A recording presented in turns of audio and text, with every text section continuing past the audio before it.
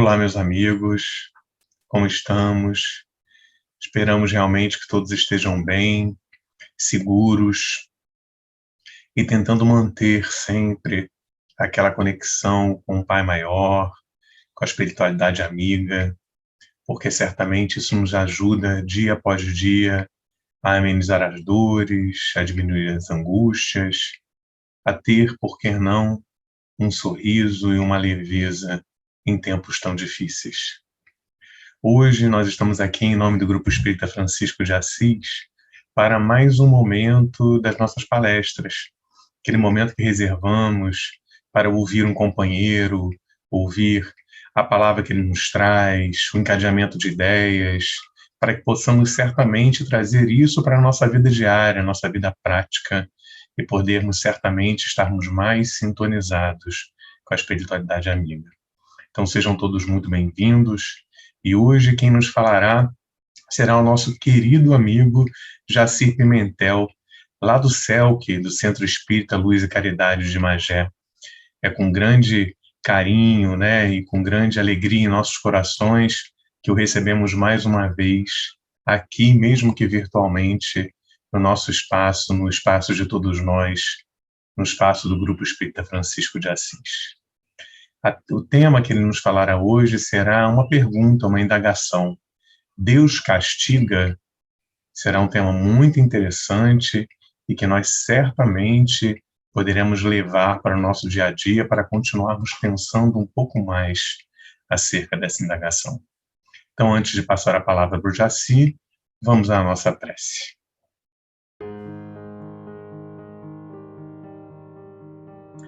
Deus, Pai amoroso e bom, Jesus Cristo, mestre e amigo, bússola norteadora do nosso caminhar, nossos amigos espirituais, que a todo tempo estão ao nosso lado, a nos intuir, a soprar boas vibrações, para que possamos certamente, hoje e cada vez mais, aprendermos a levar a vida, a viver aqui, mesmo sabendo que a vida espiritual é a vida verdadeira, com uma certa leveza e com um propósito voltado para que possamos nos construir enquanto espíritos, nos construir enquanto os filhos de Deus.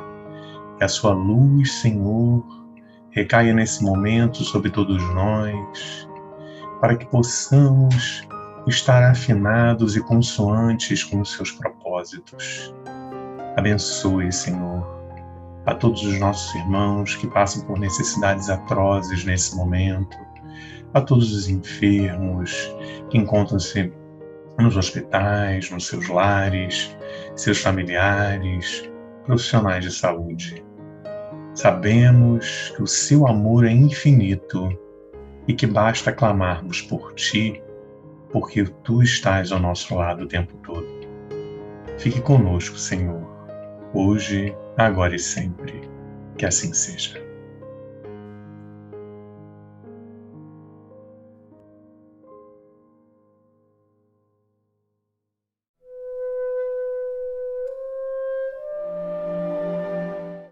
É uma satisfação estarmos juntos mais uma vez para refletir sobre o tema proposto, que é uma pergunta: Deus castiga? E nós vamos recordar que a ideia de castigo divino nos foi trazida em épocas remota para que houvesse um mínimo de controle sobre cada um de nós, espíritos violentos, espíritos endurecidos, espíritos belicosos, que mereciam e precisavam ser contidos.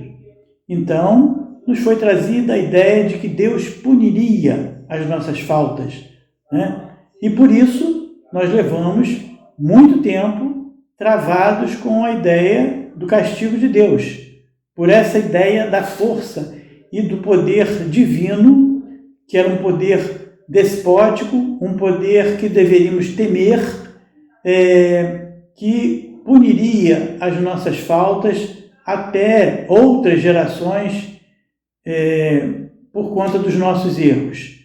Então, quando se fala em castigo e quando se pergunta Deus castiga, é porque nós temos a ideia de que a palavra castigo, ela vem trazendo ou vem carregada de um sentimento de ódio, de um sentimento de vingança, de um sentimento de punição que não pode ser encarado quando se pensa na questão do castigo divino, né?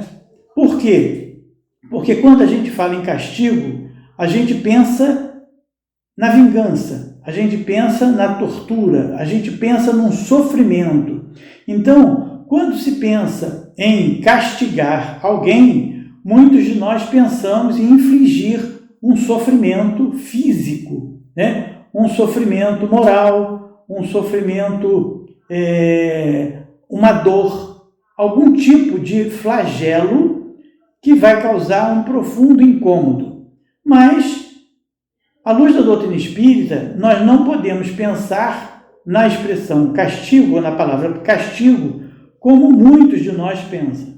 E aí, nós vamos fazer uma reflexão, vamos começar o nosso estudo, a nossa reflexão, pensando o seguinte: quando estamos responsáveis pela condução de um espírito em formação, de uma criança, seja ela nosso filho, nosso neto, nosso sobrinho, alguma criança em formação que está sob a nossa guarda, né? Nós, em determinados momentos, precisamos agir para evitar determinados desvios, determinados excessos, determinadas falhas, né?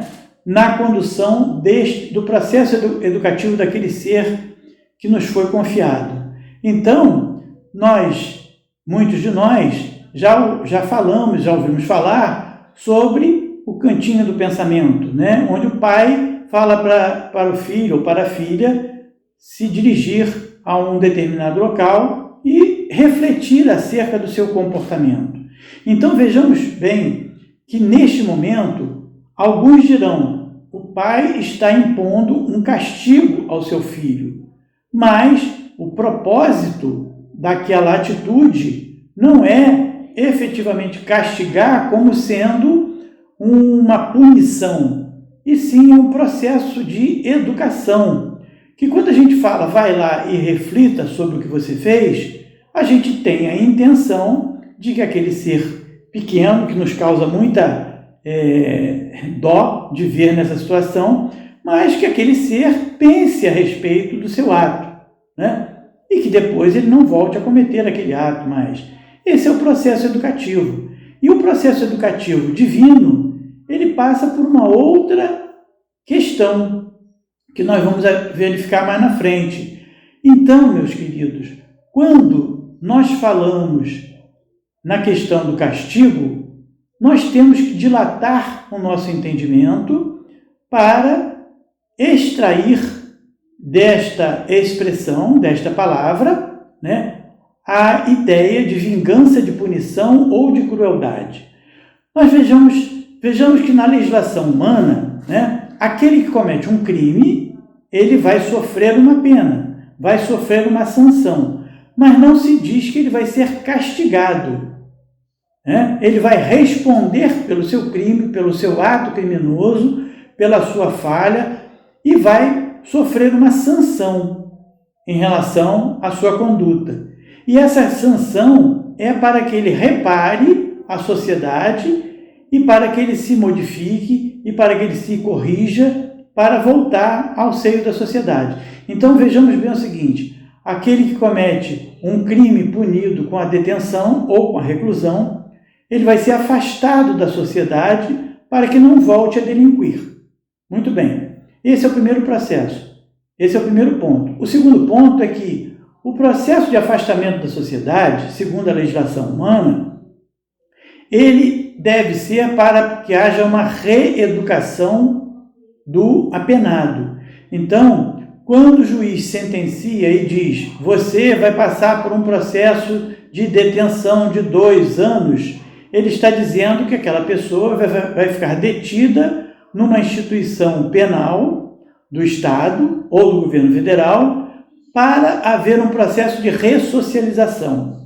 E a nossa lei de execuções penais, ela prevê atividades educativas, prevê atividades de estudos, de forma que o preso tenha ocupação e tenha possibilidade de voltar para o seio da sociedade de uma forma diferente do que ele foi afastado.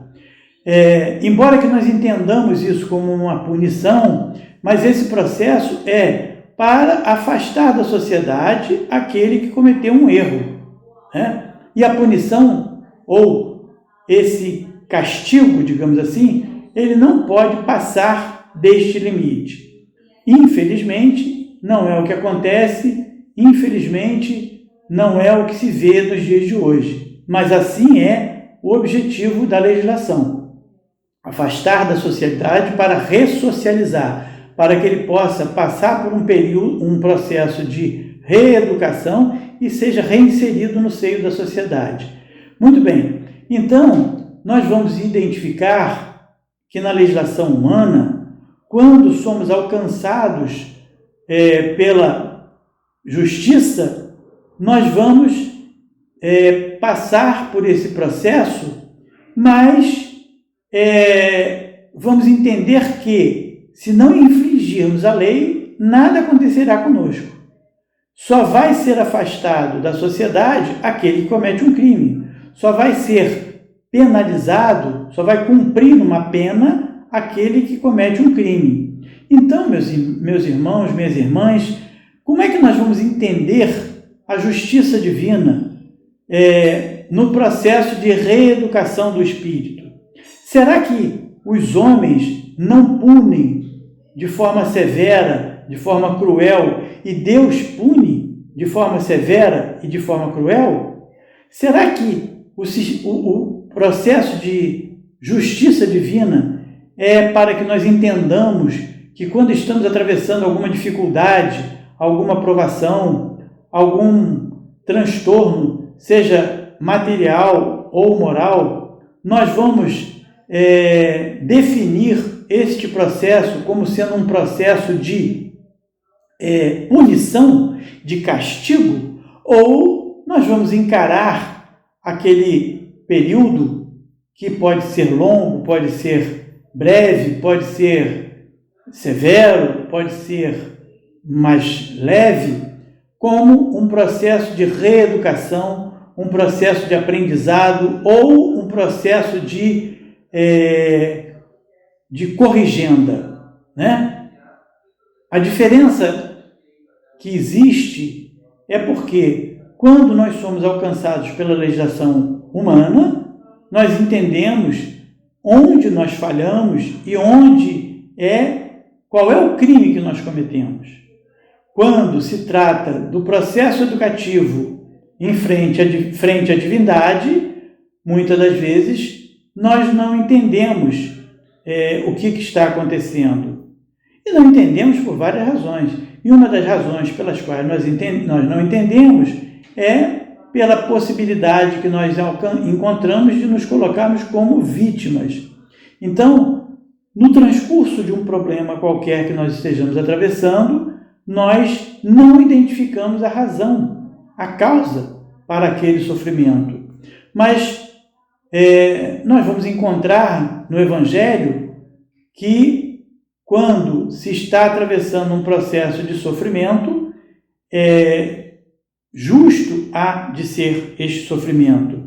E eu vou pedir licença aos meus queridos companheiros para ler aqui no capítulo 5, Bem-aventurados os aflitos, quando Kardec nos traz um texto sobre a justiça das aflições, dizendo o seguinte: entretanto, desde que se admita a existência de Deus, ninguém pode conceber sem limite, sem o infinito das perfeições. Ele necessariamente tem todo o poder, toda a justiça, toda a bondade, sem o que não seria Deus. Se é soberanamente bom e justo, não pode agir caprichosamente, nem com parcialidade. Logo, as vicissitudes da vida derivam de uma causa, e pois que Deus é justo, justa há de ser esta causa. Então, quando Kardec nos explica no capítulo 5 sobre a justiça das aflições, ele diz que se aquela Se a gente entende a justiça de Deus, justa há de ser a causa daquela aflição e daquele sofrimento. Mais na frente, ele nos ensina também, quando fala sobre ainda as causas atuais das aflições, o seguinte: Deus, porém, quer que todas as suas criaturas progridam e, portanto, não deixe impune qualquer desvio do caminho reto. Não há falta alguma, por mais leve que seja, nenhuma infração da sua lei que não acarrete forçosas e inevitáveis consequências, mais ou menos deploráveis. Então, nós vamos ver que todas as questões que atravessamos, todas as dificuldades que atravessamos, são por força da necessidade da corrigenda, da violação das leis divinas, né? Ou seja, não vai haver castigo ou punição, e simplesmente um resgate, né? Um período de corrigenda daquele erro que nós cometemos. E ele continua dizendo assim: os sofrimentos que decorrem do pecado são de uma advertência de que procedeu mal. Ou seja, se nós procedemos mal, né? Se nós erramos, nós vamos corrigir este erro de alguma forma.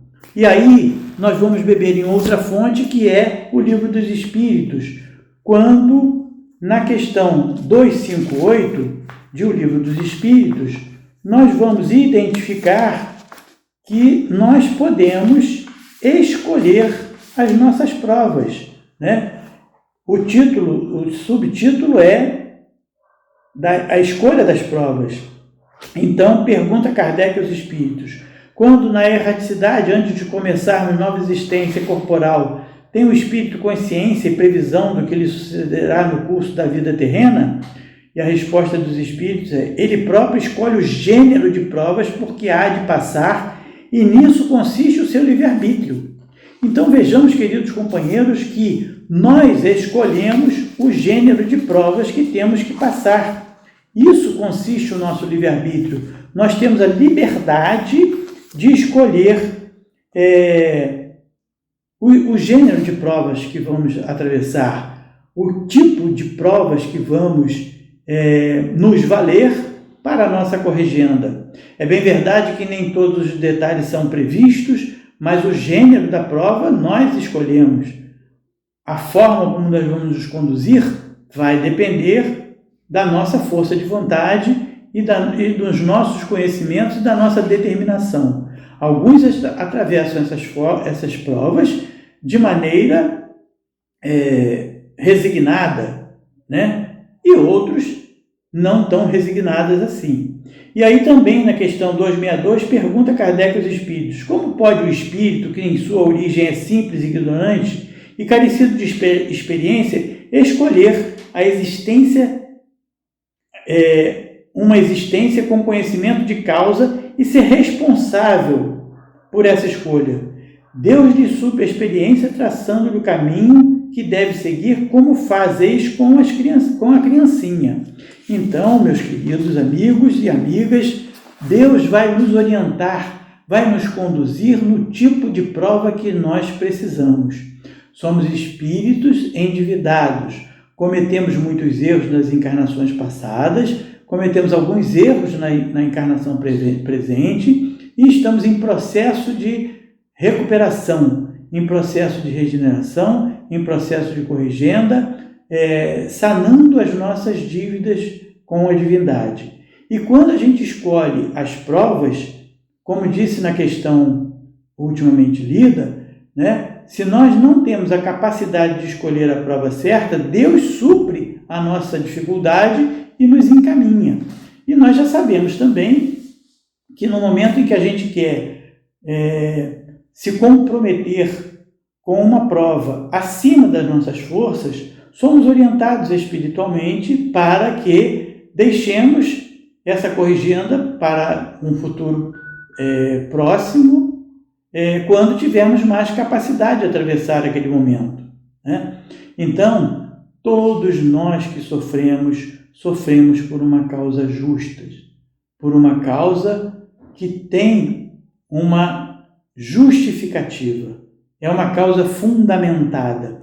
Se nós não entendemos ainda aquele tipo de sofrimento que estamos atravessando, hoje, com os conhecimentos trazidos pela doutrina espírita, hoje, entendendo que Deus é um Pai amoroso e justo, vamos nos esforçar para atravessar resignadamente esses momentos de dificuldade, né? Mas jamais poderemos entender Deus como sendo um ser severo que pune aquele que pecou ou que aquele que errou. Embora que nós encontremos em vários momentos a ideia de que Deus pune, a ideia de que Deus castiga, nós temos que entender que, que essas expressões são usadas no sentido de corrigenda, no sentido de que estamos em processo de reeducação, estamos reparando as nossas faltas. Então imaginemos que cada vez que nós atravessamos um período de dificuldade, ou a cada dia de existência na Terra, que é um planeta de provas e expiações, nós estamos quitando a nossa prestação, a nossa parcela de dívida, a nossa parcela de conta em relação aos nossos erros do passado. E nós temos duas alternativas: ou nos comportamos bem em relação a esse momento, ou nos comportamos mal e agravamos ainda mais a nossa condição.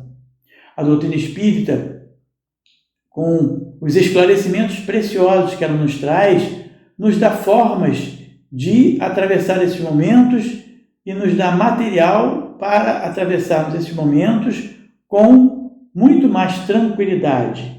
Quando se ouve dos espíritos que, se Deus é justo, justa há de ser a causa dos nossos sofrimentos, dá para a gente um conforto de que não estamos sendo vítimas de alguma situação da qual não demos causa.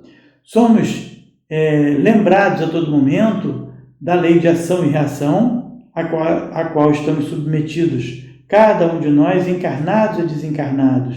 Então, se nós fazemos o bem, temos como consequência a situação, temos como consequência a possibilidade de desfrutar daquele bem que fazemos.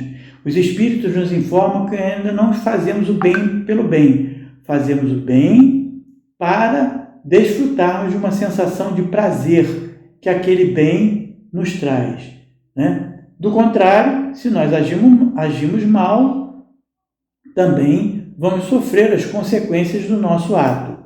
E aí, nós vamos também buscar, na questão 621 de O Livro dos Espíritos, quando Kardec pergunta aonde está gravada a lei de Deus, os Espíritos nos respondem que na nossa consciência, demonstrando que todos os atos que nós fazemos, que são contrários à lei de Deus, ficam gravados na nossa consciência e nós vamos, então, experimentar as consequências desta atuação irregular que nós tivemos. De forma que não é preciso que ninguém diga a ninguém, não é preciso que nenhum de nós aponte o dedo para o nosso irmão, para o nosso companheiro e afirme que ele errou, que ele pecou, que ele transgrediu, porque a própria consciência dele será capaz de alertá-lo em relação a isso. Então, meus queridos, essa certeza de que Deus não castiga é extremamente confortante, né? Saber que nós temos um Pai amoroso, justo e bom é muito melhor do que pensarmos que nós temos um algoz, um tirano, um ser vingativo e belicoso que acompanhe cada um dos nossos passos e nos puna nas menores faltas, com um rigor, com uma severidade que nem nós que aqui estamos temos a capacidade de fazer com relação ao nosso irmão, ao nosso próximo, né? Quando pensamos e buscamos o amor de Deus, né, nós temos que ter em mente de que esse é o nosso objetivo, amar a todos como Deus nos ama, né? Sermos benevolentes com todos como Deus é benevolente para conosco, né? Então, quando eu estava estudando para fazer algumas reflexões sobre esse tema, eu me lembrei que quando criança e quando trovejava, né, no momento de chuva, antecedendo a chuva ou durante a chuva, a gente ouvia, né, dos nossos avós, dos nossos pais: Papai do céu está ralhando, Papai do céu está brigando, como se o trovão fosse uma manifestação divina de ira, de revolta, né? Não falavam para que nós temêssemos, mas era um costume da época falar sobre isso, né? Eu me lembrei disso, que até hoje ainda fica gravada, né, na cabeça da gente essa ideia. Então, muitas das vezes falamos para as crianças, né, em algumas ocasiões: olha, não faça isso, Deus está vendo, Deus está vendo, cuidado, Deus está vendo, você pode me enganar, mas não vai enganar Deus, olha só, essa atitude sua não é boa, Deus está vendo isso, Deus está sabendo disso, cuidado, Deus vai te castigar. E a gente vai implantando, né, essa ideia de que a gente deve temer a Deus. Mas não é assim que a gente deve fazer, né? Depois a gente vai ter que trabalhar, através da doutrina espírita, os novos conceitos de que Deus não pune e o que acontece com cada um de nós é o resgate das nossas faltas, né? Se pecamos e se erramos, vamos reparar. E essa reparação, ela vai se dar a qualquer momento. Ela pode se dar nessa existência, pode se dar numa existência futura. De qualquer forma, quando, mesmo diante ou mesmo durante os processos de reparação, nós teremos sempre o amparo de Deus. Então, nos momentos de dificuldade, nos momentos de aflição, nos momentos de tristeza, nos momentos de sofrimento, né, nós temos que pedir não que aquele sofrimento seja afastado, não que aquela tribulação seja afastada ou seja evitada, mas sim que Deus nos dê força para atravessar aqueles momentos de dificuldade. O que é nosso, só nós passaremos, só nós teremos condição de resolver. Mas esse sofrimento, essa visão de sofrimento, ela está muito mais ligada à nossa vida material, à nossa condição de espíritos imperfeitos, do que a visão espiritual, né? Os espíritos nos contam, no livro dos Espíritos, que quando estamos longe do corpo, quando estamos desencarnados, a nossa visão é absolutamente diferente da visão de encarnados. Por isso que, por vezes, escolhemos no plano espiritual determinadas provas que são bastante superiores às nossas forças, porque nós temos pressa. No plano espiritual nós temos urgência, nós temos a necessidade de avançarmos. E aí nós vamos entender que nós avançaremos na medida em que atravessarmos os momentos de dificuldades maiores que temos que enfrentar, né? Como nós quando estamos doentes, né? Se o médico disser, eu tenho um remédio assim, e eu tenho um remédio que é mais severo, que vai exigir de você mais determinação, mais compromisso. Esse remédio aqui, o primeiro, você pode tomar do jeito que você quiser, na hora que você quiser, da forma que você quiser. Este aqui não. Este aqui tem hora certa. Este aqui não é um remédio palatável, é um remédio amargo. Só que um vai curar você num tempo e o outro vai curar você num tempo muito melhor, muito menor, né? Certamente nós vamos escolher o remédio amargo para recuperarmos a nossa condição física mais rápido.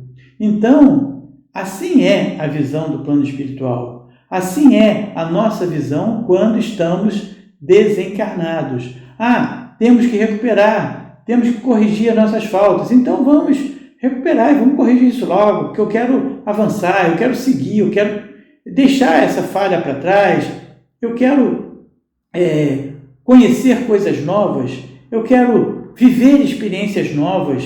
E se eu preciso passar por esse processo, então eu quero passar logo. Eu quero resolver essa questão logo. E é por isso, meus queridos e minhas queridas irmãos e irmãs, que nós vemos, às vezes, pessoas que estão aqui conosco atravessando momentos de extrema dificuldade, né?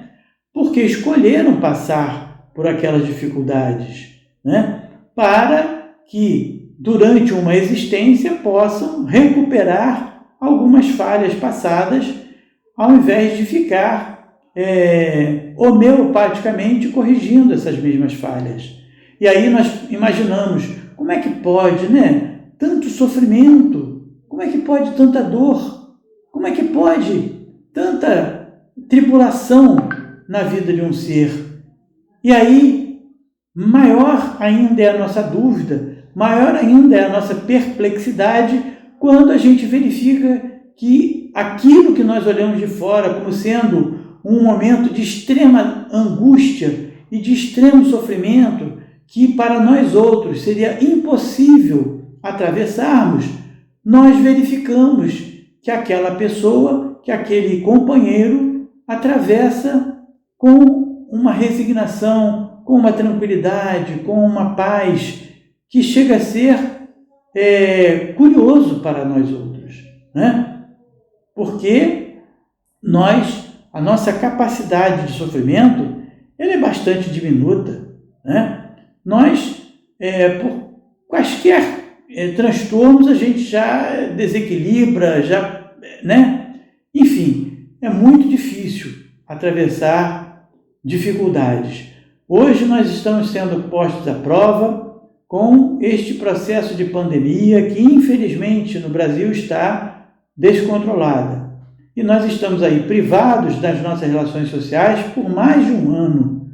Não temos atividade nas nossas casas espíritas, na maioria delas, não temos a oportunidade de nos abraçarmos, de nos confraternizarmos, e essas possibilidades ficam cada vez mais para frente, mas a doutrina espírita está nos auxiliando a atravessar com um mínimo de equilíbrio, né?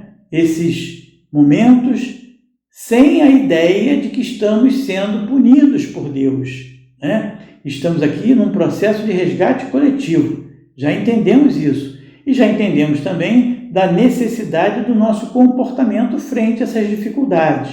Então precisamos nos manter fortes, precisamos nos manter unidos, precisamos exemplificar os ensinamentos que tivemos a oportunidade de receber até o momento, para auxiliar aqueles companheiros de jornada que não tiveram a oportunidade ainda de beber na fonte que nós estamos bebendo, que não tiveram a oportunidade de conhecer os ensinamentos da doutrina espírita e de ter a visão que nós temos em relação à divindade, de não ter a visão que nós temos em relação aos processos de regeneração, aos processos de recuperação, aos processos de depuração espiritual. Então, Emmanuel tem uma página que diz da necessidade do comportamento. Eu não me lembro, mas tem um momento que ele traz uma passagem que diz: e para isso viemos passar esta hora, né? Nós escolhemos passar por este momento como espíritas. A possibilidade nos foi dada de resgate neste momento. Então vamos aproveitar, resgatando e nos comportando da melhor forma possível. Entendemos que não estamos sendo castigados por Deus, mas sim estamos aqui num processo de resgate coletivo. Esse é o processo. A semeadura foi feita e nós estamos aqui num processo de colheita. Todos nós juntos, unidos. E através deste encontro virtual, a gente se abraça e se aquece, né? Uns aos outros. Os nossos corações são aquecidos mesmo nesses encontros virtuais e isso nos fortalece para que continuemos na nossa trajetória. Cada vez que nos encontramos com os nossos companheiros de grupo de estudos virtuais, cada vez que nos encontramos com os nossos companheiros das palestras públicas, nós recebemos uma dose de energia extra para continuarmos o nosso processo. Embora que nós estejamos sentindo o calor físico, mas nós conseguimos captar as vibrações boas em todos os momentos em que nos dedicamos aos estudos espíritas. Então, companheiros, a nossa reflexão de hoje é para que encaremos as nossas tribulações, encaremos as nossas vicissitudes, não sob o ponto de vista de que estamos sendo castigados, mas sim sob o ponto de vista de que estamos resgatando as nossas falhas em relação à lei divina. Estamos aqui cumprindo as nossas etapas, estamos aqui no processo de corrigenda, estamos todos nos corrigindo, estamos na Terra, que é uma escola, e estamos em processo de aprendizado. Lembremos sempre que Deus deixa a cada um de nós a escolha das provas e nos auxilia quando não temos a capacidade de enxergar, nos auxilia a escolher a melhor prova. E a melhor prova não é a prova mais fácil, é a melhor prova. É a prova que nos vai ser mais útil no processo evolutivo. Essa é a melhor prova, não é a mais fácil.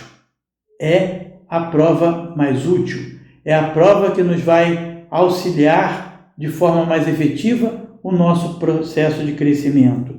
E eu vou encerrar a nossa fala deste momento trazendo para todos a prece de Cáritas, que me faz também recordar ao período de infância, quando em nosso culto do Evangelho no Lar, o nosso pai, ele trazia para a gente essa prece que é belíssima, e que nos fazia refletir tanto acerca dessas palavras e que ficaram tão marcadas no nosso coração.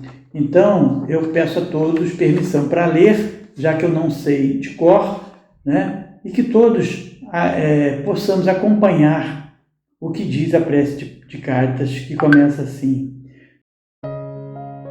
Deus nosso Pai, que sois todo poder e bondade, dai força àqueles que passam pela provação, dai luz àqueles que procuram a verdade, e ponde no coração do homem a compaixão e a caridade. Deus, dai ao viajante a estrela guia, ao aflito a consolação, ao doente o repouso. Pai, dai ao culpado o arrependimento, ao espírito a verdade, à criança o guia, ao órfão o pai. Que a vossa bondade se estenda sobre tudo que criaste. Piedade, Senhor, para aqueles que não vos conhecem, e esperança para aqueles que sofrem. Que a vossa bondade permita aos Espíritos Consoladores derramem por toda parte a esperança e a fé. Deus, um raio, uma faísca do vosso divino amor pode abrasar a terra.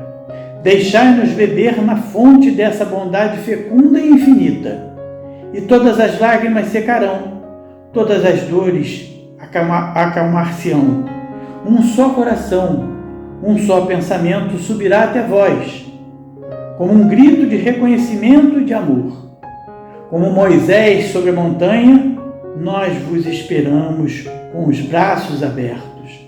Ó bondade, ó poder, ó beleza, ó perfeição, queremos de alguma sorte merecer vossa misericórdia. Deus, dai-nos a força no progresso de subir até vós. Dai-nos a caridade pura. Dai-nos a fé e a razão.